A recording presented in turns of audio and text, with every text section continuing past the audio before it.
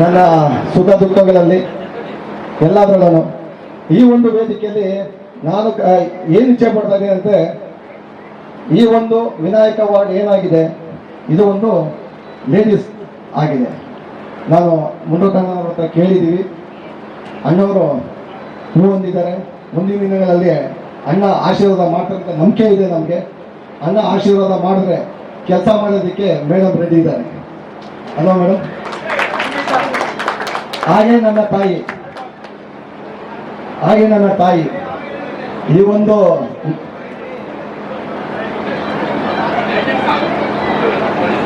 ನನ್ನ ತಾಯಿ, ಯಾಕಂದ್ರೆ ನಾನು ಇಷ್ಟೊಂದು ಮಾತಾಡೋ ಕಾರಣ ಮೊಟ್ಟ ಮೊದಲನೇ ವ್ಯಕ್ತಿ ಯಾರು ಅಂತಂದ್ರೆ ಈ ವೇದಿಕೆಯಲ್ಲಿ ಹೇಳಕ್ ಇಚ್ಛೆ ಪಡ್ತೇನೆ, ಅದು ನಮ್ಮ ಮಸಾಲೆ ಜಯರಾಮಣ್ಣ ಅವ್ರು ಹೇಳಿದ್ರು, ನೋಡ್ರಾಜನ ನೀನು ಹಲವಾರು ಕಾರ್ಯಕ್ರಮಗಳು ಮಾಡ್ತಾ ಇದ್ದೀರಾ, ಇಲ್ಲಿ ನೀವು ಒಂದು ಒಳ್ಳೆ ತಂಡ ಕಟ್ಟಿದ್ದೀರಾ, ಒಳ್ಳೆ ತಂಡ ಜೊತೆಗೆ ಇದ್ದೀರಾ. ನೀವೆಲ್ಲರೂ ಸಹ ಮುಂದಿನ ದಿನಗಳಲ್ಲಿ ಬೇರೆ ರಾಜಕೀಯವಾಗಿ ನೀವು ಬರಬೇಕು ಆಚೆಗೆ, ಅದಕ್ಕೆ ಏನು ಬೇಕು ಜಾಗ ನಾನು ಮಾಡ್ಕೊಡ್ತೀನಿ ನಿಮಗೆ. ಅವರು ಈಗಲೂ ಸಹ ಒಂದು ಮಾತು ಹೇಳಿದ್ರು, ನಾನು ಅಣ್ಣ ನನಗೆ ರಾಜಕೀಯ ಬರಲ್ಲ, ನಾವು ರಾಜಕೀಯ ಮಾಡಬೇಕು ಅಂದಾಗ ಹಲವಾರು ವಿಷಯನ ನುಂಗಬೇಕಾಗುತ್ತೆ, ನಾನೇನೇನೋ ವಟ ಅಂತ ಇರ್ತೀನಿ, ಯಾವಾಗಲೂ ನನಗೆ ಹೇಳಕ್ ಬರಲ್ಲ, ನನಗೆ ಸುಳ್ಳನ್ನ ಏನು ಮಾಡೋಕ್ಕಾಗತ್ತೆ ಅಂತ. ನೀನು ತಲೆ ಕೆಡ್ಸ್ಕೊಬೇಡ, ನೀನು ಹೆಂಗಿದ್ಯೋ ಹಂಗೆ ಇರೋ, ಆದರೆ ನಿನಗೆ ಟಿಕೆಟ್ ಕೊಡ್ಸಂತ ಜವಾಬ್ದಾರಿ ನಂದು.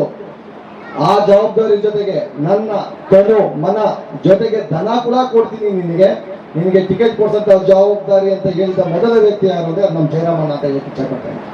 ಅದೇ ರೀತಿ ನಮ್ಮ ಟಿಂಬರ್ ಸ್ವಾಮಿಯನ್ನ ಅವ್ರಿಗೂ ಸಹ ನಾನು ಮರೆಯೋಕ್ಕಾಗಲ್ಲ, ಯಾಕಂದ್ರೆ ಅಂತ ವ್ಯಕ್ತಿ ಜೊತೆ ನಾವು 5 ನಿಮಿಷ ಮಾಡಿದ್ರು ಸಹ ನಮಗೆ ಎಷ್ಟೋ ನೆಮ್ಮದಿ ಸಿಗುತ್ತೆ. ಯಾಕಂದ್ರೆ ಆ ವ್ಯಕ್ತಿ ಗುಣಗಳೇ ಬೇರೆ, ಟೈಮಿಂಗ್ ಅಲ್ಲಿ ಪರ್ಫೆಕ್ಟ್. ಸ್ವಾಮಿ ಏನಂದ್ರೆ ಟೈಮಿಂಗ್, ಆ ಟೈಮಿಂಗ್ ಅನ್ನು ನಾವು ಕಲಿಬೇಕಂದ್ರೆ ತುಂಬಾ ದಿವಸ ಬೇಕಾಗುತ್ತೆ.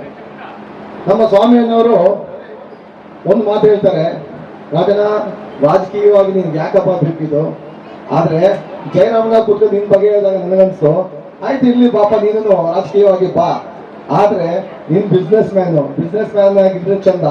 ಕಿಂಗ್ ನಿನ್ಗೆ ಎಲ್ಲರೂ ಕಿಂಗ್ ಅಂತಾರೆ ಅಲ್ವಾ, ಆದ್ರೆ ನೀನು ಕಿಂಗ್ಗಿಂತ ಕಿಂಗ್ ಮೇಕರ್ ಆಗಿದ್ರೆ ಚಂದ ಇರುತ್ತೆ, ಯೋಚನೆ ಮಾಡು ಅಂದ್ರು. ಅಣ್ಣ ಆಯ್ತು ಅಣ್ಣ ಯೋಚನೆ ಮಾಡ್ತೀನಿ ಅಂದೆ. ಅರೆ ಕೆಲವು ದಿನಗಳ ನಂತರ ಅಣ್ಣ ಹೇಳ್ತಾರೆ, ಅವ್ರ ತಮ್ಮ ನನ್ ಕಡ್ಬಿಟ್ಟು, ಅವ್ರ ತಮ್ಮ ಬೋರೇಗೌಡರು ಅಂತ, ನೋಡ್ರಿ ಬೋರೇಗೌಡ್ರೆ ಈತ ನನ್ನ ಸ್ನೇಹಿತ, ಈತನಿಗೆ ಟಿಕೆಟ್ ಬೇಕು, ನೀನ್ ಏನ್ ಮಾಡ್ತೀಯ ಇಷ್ಟ ಮಾಡ್ತೀಯ ನನಗೆ ಗೊತ್ತಿಲ್ಲ, ಈತನಿಗೆ ಟಿಕೆಟ್ ಕೊಡ್ಸಂತ ಜವಾಬ್ದಾರಿ ನಿಂದು ಅಂತ ಅವ್ರ ತಮ್ಮನವ್ರಿಗೆ ಸ್ವಾಮಿಯಣ್ಣ ಹೇಳ್ತಾರೆ. ಆಗ ಅವ್ರ ಸ್ವಾಮಿಯಣ್ಣ ಸ್ವಲ್ಪ ಕೆಲಸ ಏನಾಗಿದೆ ಅಂತ ಹೋಗ್ತಾರೆ. ಆ ಟೈಮಲ್ಲಿ ಬೋರೇಗೌಡರು ಮಾತಾಡ್ತಾರೆ, ಸರ್ ನೀವು ಯಾರಂತ ನನಗೆ ಗೊತ್ತಿಲ್ಲ, ಆಕ್ಚುಲಿ ನಮ್ಮ ಅಣ್ಣ ನನಗೆ 45 ವರ್ಷ ಆದ್ಮೇಲೆ ಒಂದು ಕೆಲಸ ಹೇಳಿದ್ದಾರೆ, ನನಗೆ 45 ವರ್ಷ ಆದ್ಮೇಲೆ ನನಗೊಂದು ಕೆಲಸ ಹೇಳಿದ್ದಾರೆ, ಅದು ನಿಮ್ಗೆ ಟಿಕೆಟ್ ಕೊಡಿಸಿ ಅಂತ. ಈ ಕೆಲಸ ಮಾಡಿದ್ರೆ ನಾನು ಯಾವ ತಮ್ಮ ಚಿಂತೆ ಮಾಡಬೇಡಿ, ಮನೆಗೆ ಹೋಗಿ ನಾನು ಟಿಕೆಟ್ ತಗೊಬಂದು ಮನೆಗೆ ಕೊಡ್ತೀನಿ ಅಂತ. ಈ ತರ ಒಂದು ಸ್ನೇಹನ ಸಂಪಾದನೆ ಮಾಡಿರೋದಕ್ಕೆ ನಾನು ನಿಜವಾಗ್ಲೂ ಹೆಮ್ಮೆ ಪಡ್ತೀನಿ. ಮತ್ತೆ ಅಂತ ವ್ಯಕ್ತಿಗಳ ಜೊತೆಗೆ ನಾನು ಇರಬೇಕು ಅಂತಂದ್ರೆ ಖುಷಿ ಪಡ್ತೀನಿ. ನನಗೆ ಈ ವೇದಿಕೆ ಮುಖಾಂತರ ಎಲ್ಲರಿಗೂ ನಾನು ಒಂದು ಮಾತು ಹೇಳಕ್ಕೆ ಇಚ್ಛೆ ಪಡ್ತೇನೆ.